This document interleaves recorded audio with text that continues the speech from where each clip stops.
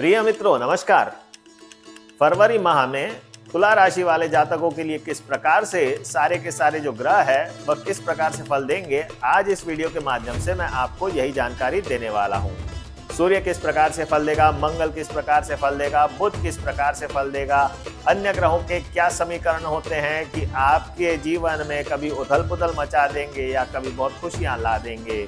तो सारी की सारी जानकारी लॉजिकल तरीके से और आपको बोर्ड पे समझा करके बता रहा हूं, सारे के सारी समीकरण। तो किस प्रकार से हम ज्योतिष के समीकरण लगाते हैं और किस प्रकार से हम आपको यह फल बताते हैं, पूरा का पूरा वीडियो आप देखिए, अंत तक आपको पूरी जानकारी मिल जाएगी।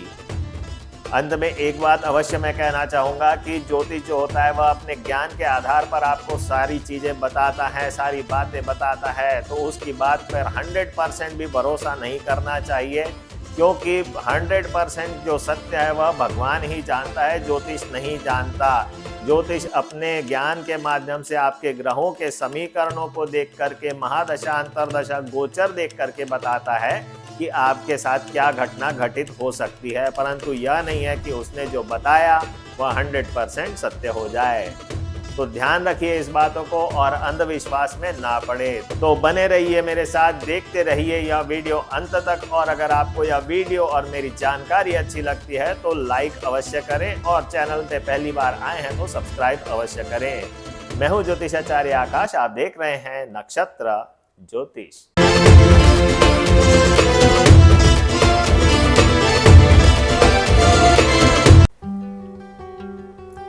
नमस्कार प्रिय दर्शकों, बात करते हैं तुला राशि। तुला राशि का फरवरी 2024 का महीना जो है वह कैसा रहेगा, इसके बारे में हम चर्चा करने वाले हैं। तो सर्वप्रथम देख लेते हैं कि गोचर की स्थिति क्या है। गोचर में आप देखिए, सबसे पहले हम देखते हैं सूर्य का गोचर। सूर्य अभी चल रहा है कुंभ राशि में। यहां देखिए, ये देखिए कुंभ राशि में। तो यह हो जाएगा तुला से 1 2 3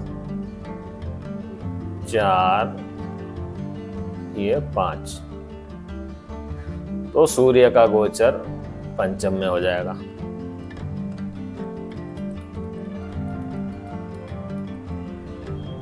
सूर्य को पंचम में मानते हैं। तुला राशि है तो चंद्र इधर माना जाएगा। मान के चलते हैं कि आपको राशि और लग्न क्या है यह पता है।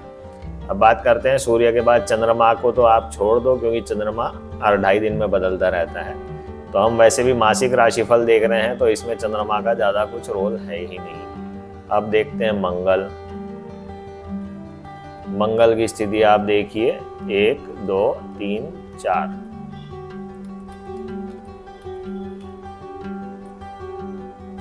मंगल है 4। मंगल के बाद देखते हैं बुध।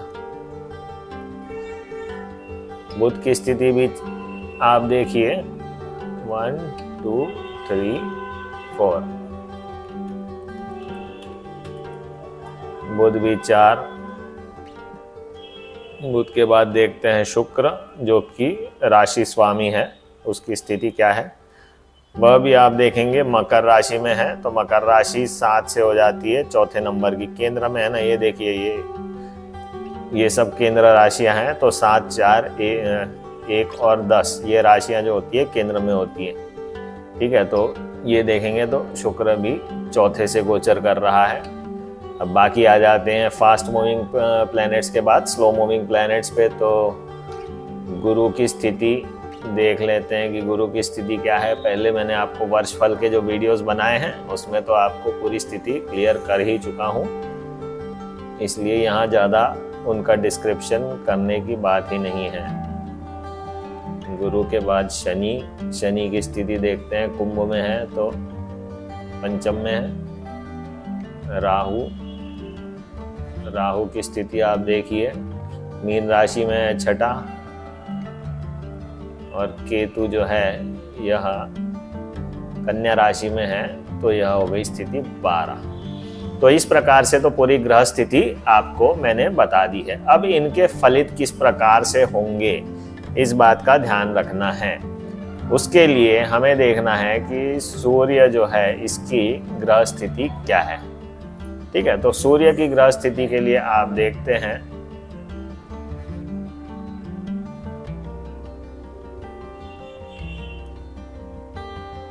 सूर्य, यहां देखिए 3 डिग्री 21 मिनट का है। जब ये 6 डिग्री 40 मिनट का हो जाएगा, यानी और 3 दिन बाद, तो यहाँ पे नक्षत्र बदल जाएगा। यहाँ से मंगल के बाद आ जाएगा राहु का नक्षत्र।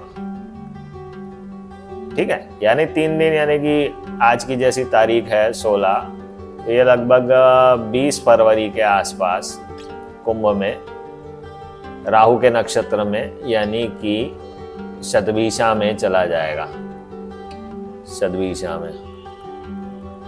बाकी आप देख सकते हैं कि स्थिति क्या है। चंद्रमा की तो छोड़ दीजिए, मंगल जो है या मकर में 8 डिग्री का है, बुध जो है 24 डिग्री का है, इसको ज़्यादा बदलने की ज़रूरत नहीं है। मतलब अभी फरवरी जितना चलेगा तो ये जो ग्रह नक्षत्र हैं ये बदलने वाले हैं ही नहीं, ये तो वैसे भी साल भर में बदलेंगे। बाकी ये जो स्लो मूविंग प्लैनेट्स तो है ये तो साल भर में बदलेंगे फ्लो, और फास्ट मूविंग जो प्लैनेट हैं अपन इनको सूर्य, मंगल और बुध और शुक्र को मान के चले। चंद्रमा तो सुपर फास्ट है तो वो आगे ही निकल जाता है। तो वापिस आते हैं इधर। तो सूर्य की स्थिति अभी तो है मंगल के नक्षत्र में, फिर चलेगा राहु के नक्षत्र में, और फिर आएगा गुरु के नक्षत्र में। गुरु के नक्षत्र में तो ये मेरे हिसाब से मार्च 2024 में पहुंच जाएगा। ठीक है, तो अभी बात करते हैं सबसे पहले सूर्य की। तो सूर्य शनि के साथ बैठा हुआ है और पंचम भाव में है। सूर्य लाभ भाव का स्वामी है, ये ध्यान रखिए, यहाँ का स्वामी है और पंचम में बैठा हुआ है। तो सूर्य लाभ भाव जो होता है यह इच्छा पूर्ति का भी भाव है, तो इच्छा पूर्ति वाला समय इनका रहने वाला है। ठीक है, अब मंगल के नक्षत्र में गया है तो मंगल कहाँ से कनेक्ट हो रहा है, 2nd और 7 से। तो इनको व्यक्तिगत बहुत लाभ मिलेंगे, व्यक्तिगत लाभ, इच्छा पूर्ति की संभावनाएं रहेंगी, व्यक्तिगत बहुत लाभ मिलेंगे, लव अफेयर में सफलता मिलेगी, व्यवसाय में सफलता मिलेगी, सामाजिक दृष्टिकोण में सफलता मिलेगी, सामाजिक जो हाव भाव है इनका लोगों के साथ जो रहने का है उसमें बहुत मान सम्मान बढ़ेगा। धनागमन होगा क्योंकि 2nd का लॉर्ड है, 7th का बिजनेस का भी लॉर्ड हो जाता है। अपने वाणी से भी इनको बहुत लाभ मिलेगा। थोड़ी सी कटु तो रहती है जिनका वृश्चिक राशि का द्वितीय भाव हो जाता है, तो ऐसे व्यक्ति जो रहते हैं थोड़े से कटु बोलने वाले रहते हैं, परंतु जरूरी नहीं है कि उससे नुकसान हो। और क्योंकि मंगल प्रॉपर्टी का भी कारक है और देखिए बैठा हुआ है 4th हाउस में, तो कहीं ना कहीं प्रॉपर्टी से संबंधित भी कुछ कार्य इनके बन सकते हैं। भाई बहनों से भी विवाद की संभावनाएं हो सकती है अगर नैसर्गिक कुंडली में कहीं ना कहीं मंगल खराब है। अदरवाइज तो इनको प्रॉपर्टी या वाहन के योग बहुत अच्छे हैं। और धन तो मैंने बता ही दिया है कि 2nd 7th का कनेक्शन हो गया है 11 के साथ और 5th के साथ, तो यह रोमांस के लिए भी बहुत अच्छा समय है। संतान के साथ अच्छे संबंध बने रहेंगे क्योंकि सूर्य देखो और शनि देखो, शनि यहाँ स्वराशि का है, सूर्य इच्छा पूर्ति वाला भाव जो है पंचम उसका लॉर्ड हो गया। हालांकि दोनों माना जाता है कि शत्रु है, परंतु पंचम में जब दोनों का मेल हो गया है तो रोमांस के लिए, लव अफेयर के लिए अच्छा समय रहेगा। पढ़ाई शिक्षा के लिए बढ़िया समय रहेगा। किसी भी ज्ञान को सीखने के लिए बढ़िया समय रहेगा क्योंकि जो गुरु है इसकी भी दृष्टि जाएगी 11वें भाव पे। तो हर तरीके से यह जो समय है तुला राशि वाले जातकों के लिए, जिनकी बुध मंगल शुक्र या सूर्य या शनि की महादशा अंतरदशा भी चल रही होगी, तो इनके लिए यह बहुत अच्छा समय है। अब बात करते हैं कि मंगल के क्या प्रभाव होंगे। मंगल आप देखो, मंगल कहाँ गया हुआ है, किसके नक्षत्र में गया है? मंगल गया हुआ है सूर्य के ही नक्षत्र में गया हुआ है। ये देखिए मंगल इधर सूर्य के ही नक्षत्र में गया हुआ है। तो मंगल जब सूर्य के ही नक्षत्र में गया हुआ है तो फिर मंगल का हिसाब सेकंड का और 7 का लॉर्ड होकर के बैठा हुआ है 4 में और 11 के साथ संबंध बना रहा है। तो यह भी परिवार में वृद्धि दिखाता है, धन संबंधित लाभ दिखाता है। देख लीजिए, परिवार में वृद्धि, धन संबंधी लाभ, प्रॉपर्टी से लाभ, आपके सामाजिक जो लाइफ है उससे लाभ। तो यह भी मंगल जो है बहुत बढ़िया फलित दे रहा है। साथ ही साथ भाई बुध के साथ और शुक्र के साथ है। शुक्र वैसे भी लग्नेश है और 8 का लॉर्ड है। बुध जो है यहाँ पे 12th का लॉर्ड होकर के और भाग्य भाव का भी लॉर्ड हो जाता है बुध, इधर का भी लॉर्ड हो जाता है बुध, है ना। तो स्टडीज के लिए भी अच्छा है, विदेश यात्रा से संबंध के लिए भी अच्छा समय है। हेल्थ ओरिएंटेड आप अगर रहते हैं तो हेल्थ के लिए भी बहुत अच्छा ही समय रहेगा, कोई बहुत कठिन समय नहीं रहेगा। और मंगल की युति जब बुध और शुक्र के साथ हो ही रही है तो बहुत अच्छा फायदा मिलेगा ही मिलेगा। ठीक है, तो इस प्रकार से मंगल भी आपको लाभ देने वाला है। बहुत ज़्यादा कष्टकारी तो बिल्कुल नहीं दिख रहा। मंगल के बाद अब देखिए राहु की बात करना अपन भूल गए। सूर्य जब राहु के नक्षत्र में जाएगा तो क्या प्रभाव देगा, पर ये देखें यहाँ भी सूर्य राहु के नक्षत्र में 6 के साथ लिंक हो जाएगा। तो सूर्य जब 6 से लिंक होता है तो 11 और 6 का संबंध बनेगा, तो वो अभी फायदेमंद ही रहने वाला है इन जातकों के लिए। तो ओवरऑल तो तुला लग्न वालों के लिए सूर्य अच्छा ही है, मंगल भी अच्छा है। अब बात कर लेते हैं बुध की स्थिति। बुध की स्थिति क्या है देख लेते हैं भाई। बुध की स्थिति, बुध देखिए कहाँ पे बैठा हुआ है। बुध मंगल के साथ ही संबंध बना रहा है, मंगल के नक्षत्र में है।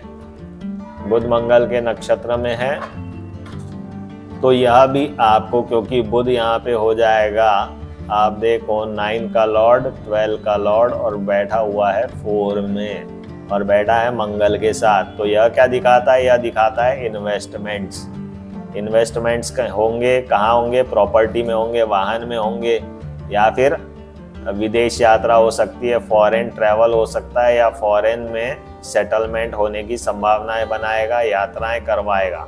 तो इस तरीके से बुध के फल अपने को प्राप्त होंगे। अब बात कर लेते हैं शुक्र की स्थिति क्या है। भाई शुक्र जो है, शुक्र आप देखो लग्न का लॉर्ड हो गया, अष्टम का लॉर्ड हो गया, 4th में बैठ गया। ठीक है, अब शुक्र की स्थिति अपन देखते हैं कि शुक्र कहाँ बैठा हुआ है, किस नक्षत्र में। शुक्र भी गया हुआ है सूर्य के नक्षत्र में, जो कि इच्छा पूर्ति भाव का स्वामी हो जाता है। तो यहाँ देख लेते हैं, शुक्र हो गया 1 और 8 के साथ हो गया 4 और साथ ही साथ ये सूर्य के साथ कनेक्ट हो गया तो 11 और 5 भी जुड़ गया। तो यहाँ पे क्या हो गया भैया, शुक्र अगर किसी का जो है इस प्रकार से प्लेस्ड है तुला राशि वाले जातकों का, तो घर में चिंता के भावनाएं हो सकती है। माता जी के स्वास्थ्य को लेकर के थोड़ा परेशान रह सकते हैं। माता जी के स्वास्थ्य से परेशानी या उनके लिए चिंता हो सकती है।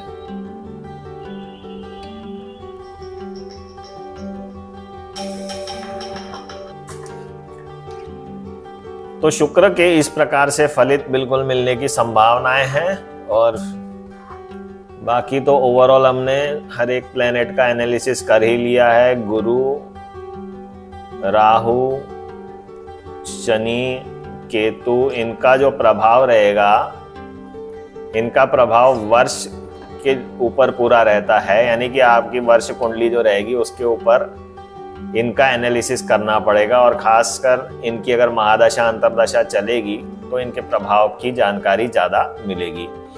तो यह थी पूरी जानकारी। अगर यह जानकारी आपको अच्छी लगती है तो लाइक अवश्य कर दीजिए। साथ ही साथ आप मेरे वीडियो और मेरे इस चैनल पे पहली बार आए हैं तो चैनल को सब्सक्राइब करना ना भूलें। और मेरा व्हाट्सएप नंबर है 9827374626। इस नंबर पे आप मुझे व्हाट्सएप कर सकते हैं। मेरा वेबसाइट जो है panditakash.com, इस पे भी आप जा करके हमारे बारे में जो जानकारी है वह देख सकते हैं और हमारी जो सर्विसेज है उसके बारे में आपको जानकारी मिल सकती है।